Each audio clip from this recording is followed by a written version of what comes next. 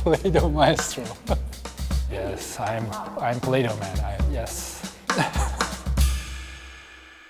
Well, I am Oki Sato, and I am Nendo as well. To be precise, I am the founder and chief designer of Nendo, but a lot of people call me Mr. Nendo, but I'm okay with that.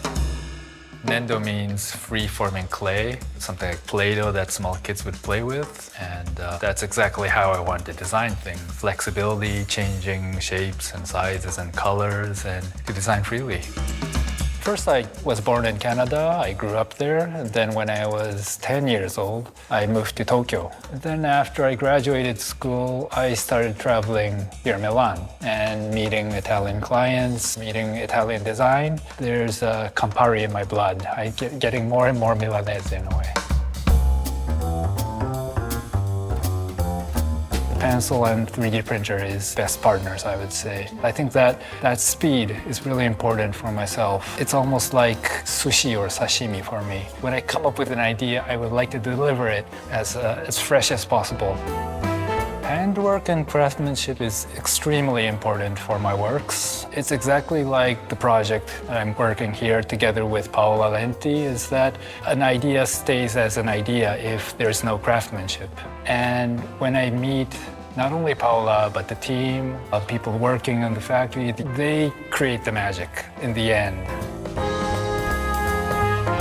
What Nendo design has in common would be playfulness, I would say. I feel that humor or having fun, all these emotions create the link between objects and people, or people and people, or space and people.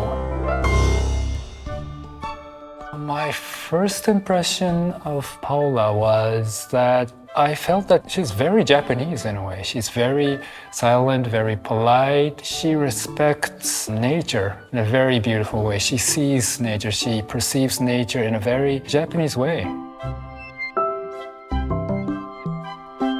In the beginning, I was surprised to see the word mottainai from Paola Lenti, which is an Italian brand.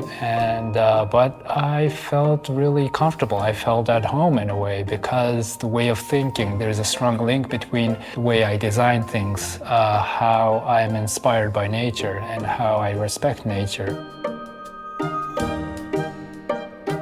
The balance between spirituality, materiality, and sustainability, it has to be maintained always. I think this balance was done between myself and Paola because I think we speak the same language in a way. It was almost like haiku, very traditional poetry in Japan. It is not done by one person. It is done by two people or even more. And it's that the first person gives like a small keyword, like a hint. It could be a scenery, it could be a plant, it could be anything. And then the next person gives life to that poetry. In this collection between Nendo and Paola Lenti, I feel exactly the same. It is like haiku in a way.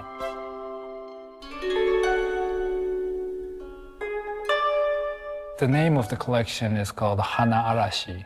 Hana meaning flowers, arashi meaning like a storm almost, like a strong wind. And in Japan, of course, the sakura flowers are perceived as the most beautiful scenery. Of course, the first bloom is very beautiful on the trees, but the Japanese people really love after the flower petals fall off. They fly in the sky, they start dancing in the wind. And that scenery with the flower petals dancing in the sky is called almost the second bloom, which is even better than the first. And I think that is exactly the feel that we have in this collection. Not just in terms of aesthetics, but the story behind this project, which is about reusing the scraps and then letting them bloom again, giving them a second life.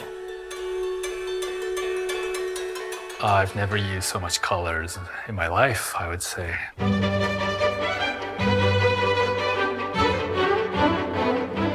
I think I used 20 years amount of colors in one collection.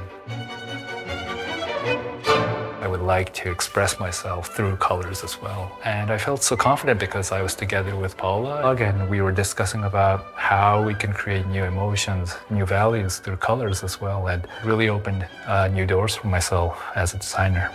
I felt so much freedom, and I think that we found new techniques as well altogether, not only Nendo, but together with Paolo Lenti, we found new techniques, new characters of the material as well. And I think that is something that this project delivered to both of us, to Nendo and Paolo Lenti as well.